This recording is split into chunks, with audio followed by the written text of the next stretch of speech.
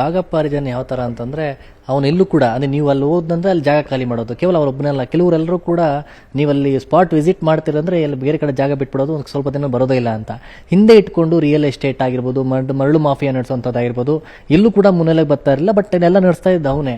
But ಈ ಒಂದು ಜಮೀನು ವ್ಯಾಜ್ಯದ ವಿಚಾರವಾಗಿ ಅವನು ಸಾಕಷ್ಟು ಪ್ಲಾನ್ ಮಾಡ್ಕೊಂಡಿದ್ದ. ಚಂದಪ್ಪ ಜಮೀನು ಕೂಡ ಇವನು ಹೊಡೆದಿದ್ದ ಒಂದಷ್ಟು ಅಂತೇಳಿ. ಜೊತೆಗೆ ಅವನು ಕೊಲೆ ಆಗಿದ್ದು ರವಿಯ ಒಂದು ರಿವೆಂಜ್ ವಿಚಾರಕ್ಕೆ ಅಂತ ಸರ್. ಹೌದು, ಅದೇ ಈಗ ನೋಡಿ, ಬ್ಯಾಂಗ್ಳೂರು ನಗರದಲ್ಲಿ ಕೂಡ ಈಗ ದೊಡ್ಡ ದೊಡ್ಡ ರೌಡಿ ಏನಿದ್ರು ಹಿಂದೆ, ಅವ್ರೀಗ ಕೈಯಲ್ಲಿ ಲಾಂಗ್ ಮಚ್ಚು ತಗೊಂಡು ಬೀದಿಯಲ್ಲಿ ತಿರುಗಾಡ್ತಾ ಇಲ್ಲ. ಅವ್ರೀಗ ಅಲ್ಲಿ ರಿಯಲ್ ಎಸ್ಟೇಟ್ಗೆಲ್ಲ ಕೈ ಹಾಕಿದ್ದಾರೆ. ಅವರು ಜಮೀನು ಖಾಲಿ ಮಾಡಿಸೋದು, ಪ್ಲಾಟ್ ಖಾಲಿ ಮಾಡಿಸೋದು, ಮನೆ ಖಾಲಿ ಮಾಡಿಸೋದು, ಕಾಂಪ್ರಮೈಸ್ ಮಾಡಿಸೋದು, ಅವ್ರದ್ದು ಹೆಸರು ಬಳಸ್ಕೊಂಡು ಅವರು ಈಗ ರಿಯಲ್ ಎಸ್ಟೇಟ್ ಮುಂದುವರಿಸ್ತಾರೆ. ಇದೇ ಕೆಲಸ ಬಹುಶಃ ಅವನು ತೆರೆ ಮೇರೆಯಲ್ಲಿ ಭಾಗಪ್ಪ ಕೂಡ ಮಾಡ್ತಾ ಇದ್ದ. ನಮಗೇನು ಅನಿಸಿದೆ, ಈಗ ಇವರದೆಲ್ಲ ನೋಡಿದರೆ ಆ ಕೆಲಸ ಹಾಕಿನ ರವಿ ಮೇಲಿನ ಕೆರೆಗೆ ಬಸವರಾಜ್ ಕೊಲೆ ಆಸ್ತಿ ಸಲುವಾಗಿನೇ ಆಯಿತು. ಚಂದಪ್ಪಂದು ಆಸ್ತಿ ಅವರು ತಗೊಳ್ಬೇಕು, ಇವರು ಇಟ್ಕೊಳ್ಬೇಕು, ಅದರ ಸಲುವಾಗಿ ಬಸವರಾಜ್ ಕೊಲೆ ಆಯಿತು. ಈಗ ರವಿ ಮೇಲಿನ ಕೆರೆಯದು ಕೂಡ ಅದು ಆಸ್ತಿ ಸಲುವಾಗಿನೇ ಆಯಿತು. ಈಗ ಆ ನಂತರ ಅವರು ಆ ಒಂದು ಸಾವು ನಂತರ ಕೂಡ ಬಹುಶಃ ಆಸ್ತಿಗಾಗಿನ ಅದು ನಮಗೆ ಅದು ಗೊತ್ತಿಲ್ಲ. ಇದು ಪೊಲೀಸ್ದು ವರ್ಷನ್ ಇದೆ, ಅದು ಈಗ ತನಿಖೆ ಆಗ್ತಾ ಇದೆ. ಸೊ ನಾನು ಈಗ ಅದರ ಬಗ್ಗೆ ಹೇಳೋದು ಸರಿ ಆಗಲ್ಲ. ನಾನು ಅಷ್ಟೇ ಹೇಳೋದು ಕಿ ಏನಾಗಲಿ ನಾವು ಪೊಲೀಸ್ದು ಮೇಲ್ಗೆ ಯಾವಾಗಲೂ ಇರಬೇಕು. ಯಾವ ಕಡೆ ನಾವು ಇದ್ದರೆ ಅವರು ಇಲ್ಲ ಖಾಲಿ ಮಾಡಿಕೊಂಡು ಇರಬೇಕು. ಸೊ ಈಗ ನಮಗೆ ಅನಿಸಿದೆ ಕಿ ಸಂಬಂಧಪಟ್ಟ ಪೊಲೀಸ್ನವರು ಏನಿದ್ದಾರೆ ಅವರು ಇನ್ನೂ ಆ ಭಾಗದಲ್ಲಿ ಒಂದು ಶಾಶ್ವತವಾಗಿ ಆ ಶಾಂತತೆ ಮುಂದುವರಿಯಲಿ, ಅದರ ಸಲುವಾಗಿ ನಮ್ಮ ಪ್ರಕಾರ ಕ್ರಮ ತಗೊಳ್ತಾರೆ ಅವರು.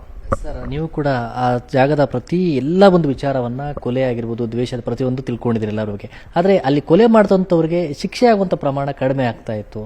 ಕೆಲವರೆಲ್ಲ ಬೇಗ ರಿಲೀಸ್ ಆಗಿ ಹೊರಗಡೆ ಬರ್ತಾ ಇದ್ರು, ಮತ್ತದೇ ಚಟುವಟಿಕೆಗಳು ಭಾಗಿಯಾಗ್ತಾ ಇದ್ರು. ಏನು ಸರ್ ಕಾರಣ? ಅಂದ್ರೆ ಅಲ್ಲಿ ಪೊಲೀಸರ ಒಂದು ಸಾಕ್ಷ್ಯಗಳ ಒಂದು ಇದರಲ್ಲಿ ಏನಾದರೂ ಅಲ್ಲ, ಇದು ನೋಡಿ ಸೈಕ್ಲಿಕ್ ಪ್ರಾಸೆಸ್ ಇದು ಆಗೋದು ಕಾರಣ ಅದಕ್ಕೆ ಅವ್ರಿಗೆ ಒಂದು ಶಿಕ್ಷೆ ಆಗಿದ್ದಾರೆ ಕಾನೂನು ಪ್ರಕಾರ. ಮತ್ತೆ ಕಾನೂನು ಕ್ರಮ ಇದು ಕೈಯಲ್ಲಿ ತಗೊಂಡು ಅವರು ಪ್ರತಿಕಾರ ಮಾಡೋದು, ಪ್ರತಿಶೋಧ ತಗೊಳ್ಳೋದು, ಅದು ಪ್ರಮೇಯ ಬರೋದಿಲ್ಲ. ಈಗ ಬಹಳ ಜನ ನೋಡ್ತಾರೆ ಅವರು ನಮ್ಮ ಅಣ್ಣಕ್ಕೆ ಕೊಲೆ ಮಾಡಿದ್ದಾನೆ, ಅದು ಅವನು 6 ತಿಂಗಳಕ್ಕೆ ಹೊರಗಡೆ ಬಂದ್ಬಿಟ್ಟಿದ್ದಾನೆ. ಅವನಿಗೆ ಒಂದು ರೋಷ ಮತ್ತೆ ಸಿಸ್ಟಮ್ ಮೇಲೆ ಕೂಡ ರೋಷ ಇರುತ್ತೆ, ಮತ್ತೆ ಆರೋಪಿ ಮೇಲೆ ಕೂಡ ಅವರದ್ದು ರೋಷ ಇರುತ್ತೆ. ಅವನು ನೋಡಿ ಈಗ 6 ತಿಂಗಳಕ್ಕೆ ಅವನು ಬಂದು ಓಡಾಡ್ತಾ ಇದ್ದ ಚೆನ್ನಾಗಿದ್ದು, ಮತ್ತೆ ನಾವು ಈಗ ಪೊಲೀಸ್ನವರು ಅಷ್ಟು ಮಾಡಿಲ್ಲ, ಸಿಸ್ಟಮ್ ಏನು ಮಾಡಿಲ್ಲ, ನಾವೇನಾದರೂ ಮಾಡಬೇಕು, ಆ ರೀತಿ ಒಂದು ಭಾವನೆ ಬರೋದು ನಮ್ಮ ಪ್ರಕಾರ ಇದು ಒಂದು ನಾವು ಅವ್ರಿಗೆ ಒಂದು ಆಸ್ಪತ್ ಸಿಗುತ್ತೆ ಅವರಿಗೆ. ಸೊ ಇಲ್ಲಿ ಬಹಳಷ್ಟು ವಿಷಯ ಇದೆ, ಅಷ್ಟು ಸಿಂಪಲ್ ಇಲ್ಲ. ಅದು ಯಾರು ಕಂಪ್ಲೇನೆಂಟ್ ಇರ್ತಾರೆ ಅವರು ಇದ್ದರೆ, ಬೇರೆ ಸಾಕ್ಷಿದಾರನಿರ್ತಾರೆ, ಅವರು ಬೇರೆ ಬೇರೆ ಕಾರಣಕ್ಕಾಗಿ, ಕೆಲವು ಸಂದರ್ಭದಲ್ಲಿ ಭಯಕ್ಕಾಗಿ, ಇಲ್ಲ ನಮ್ಮದು ಅವರು ಕೊಲೆನ ಮಾಡಿಬಿಡ್ತಾನೆ, ನಮಗೇನು ಬಿಡಲ್ಲ, ಏನಾದರೂ ನಮ್ಮ ಮೇಲೆ ಅಟ್ಯಾಕ್ ಮಾಡಿಬಿಡ್ತಾರೆ. ಬಹಳಷ್ಟು ನಾವು ನಿದರ್ಶನಗಳು ನಮ್ಮ ಮುಂದೆ ಇವೆ. ಅಲ್ಲಿ ಯಾರು ಸಾಕ್ಷಿದಾರ ಅವರು ಹೇಳಕ್ಕೆ ಹೋಗಿದ್ದಾರೆ, ಅವ್ರಿಗೇನು ಮುಗಿಸ್ಬಿಟ್ರು, ಅವ್ರಿಗೇನು ಅವ್ರ ಮೇಲೆ ಅಟ್ಯಾಕ್ ಆಯಿತು. ಸೊ ಅದು ಯಾಕೆ ನಮಗೆ ಇದೆಲ್ಲ ಬೇಕು? ಸೊ ಯಾರು ಇರ್ತಾರೆ ಇಂಡಿಪೆಂಡೆಂಟ್ ಸಾಕ್ಷಿದಾರ, ಅವರು ಮುಂದೆ ಅವರು ಹಿಂದೇಟ್ ಹಾಕ್ತಾರೆ ಅವರು ಏನಾದರೂ ಅಲ್ಲಿ ಹೇಳಕ್ಕೆ. ಅದು ಒಂದು ದೊಡ್ಡ ಸಮಸ್ಯೆ ಇರುತ್ತೆ. ಕೆಲವು ಸಂದರ್ಭದಲ್ಲಿ ಯಾರು ಅಪೋಸಿಟ್ ಸೈಡ್ ಇರ್ತಾರೆ ಅವ್ರಿಗೆ ಒಂದು ದುಡ್ಡಿನ ಆಮಿಷ ಕೂಡ ಅವ್ರಿಗೆ ತೋರಿಸ್ತಾರೆ. ಅದು ನೀವನ್ನು ಹೇಳ್ಕೊಂಡು ಏನು ಮಾಡ್ತೀರಾ, ಅದು ನೀವು ಅದು ತಗೊಳ್ಳಿ.